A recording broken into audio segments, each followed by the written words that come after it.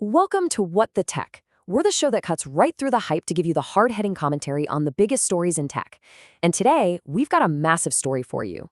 While AI is threatening to wipe out an entire generation of entry-level jobs, some of the world's richest people are pointing up to the stars for the solution. But here's the question. Is it a real plan, or is it just a brilliant distraction? Let's get into it. Okay, let's just start with this quote, because it sounds like something straight out of a sci-fi movie.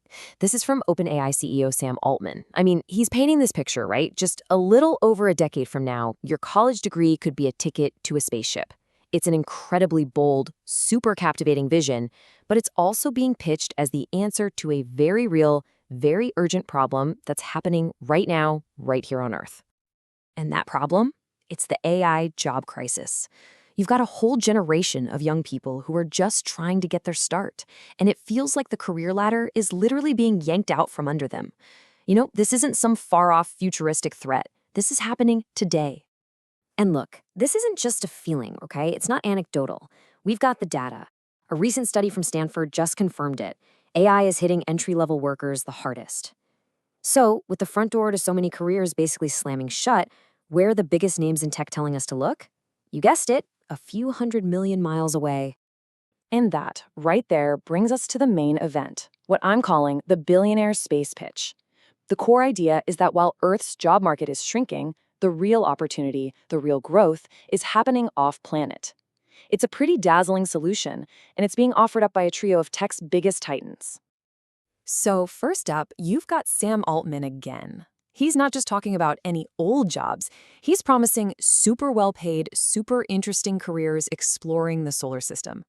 He literally suggests that these future space explorers are going to look back and feel sorry for us with our, quote, boring old work. I mean, talk about a sales pitch, right? Then, of course, you've got Elon Musk. He puts an even more aggressive timeline on it all, targeting the first crewed mission to Mars for as soon as 2028. And his famous quote, "I'd like to die on Mars, just not on impact." That quote just perfectly captures this intense, almost obsessive drive he has. For him, this isn't just some thought experiment, it's his life's mission.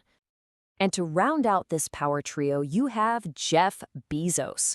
Now, to get the sheer scale of his bet, just listen to this. He actually believes his space company, Blue Origin, will one day absolutely dwarf his, 2.4 times trillion-dollar Amazon empire? Let that sink in.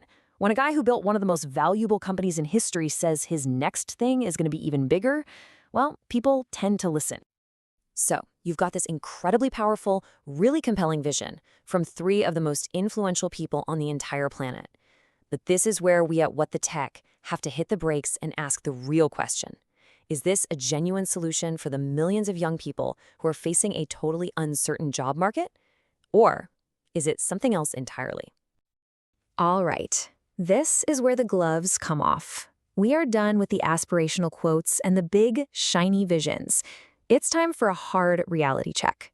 It's time to separate the slick marketing pitch from the cold, hard practicalities. So let's just lay it out side by side. Here is the fundamental disconnect. The pitch, mass employment in space for Gen Z.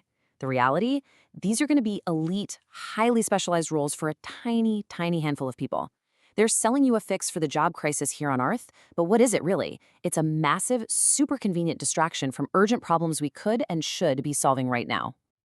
I mean, the vision is so clean, so PR-friendly, but the actual execution, that's a total black box, just stuffed with these huge hurdles that they love to gloss over.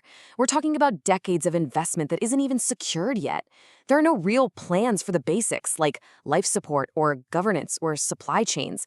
Not to mention, it completely ignores the enormous risks to human life and diverts money and talent from crises that are right here, right now, like climate and education.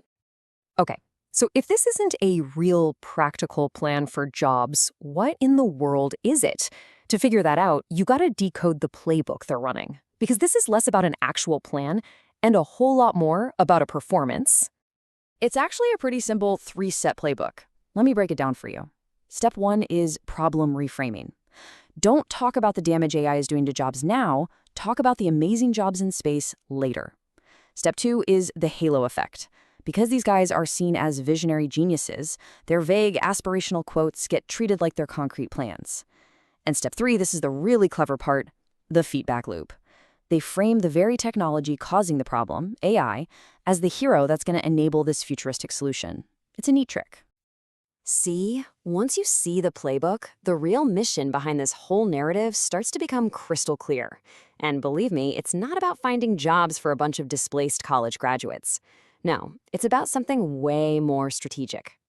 Look, at the end of the day, this has nothing to do with labor policy. It is a massive branding exercise. Period. It's about controlling the narrative, steering our collective imagination to a new frontier where they are the gatekeepers. It's about signaling to investors to keep the capital flowing into their private space companies. And maybe most important of all, it is about deflection and distraction.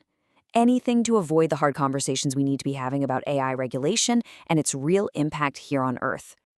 And all of this leaves us with one final, and I think, absolutely critical question we all need to ask ourselves. When we hear these grand, futuristic visions, we have to wonder, is the real goal here to solve our most pressing problems, or is it just to build an escape hatch from them for a select few, while leaving the rest of us behind? That's definitely something to think about.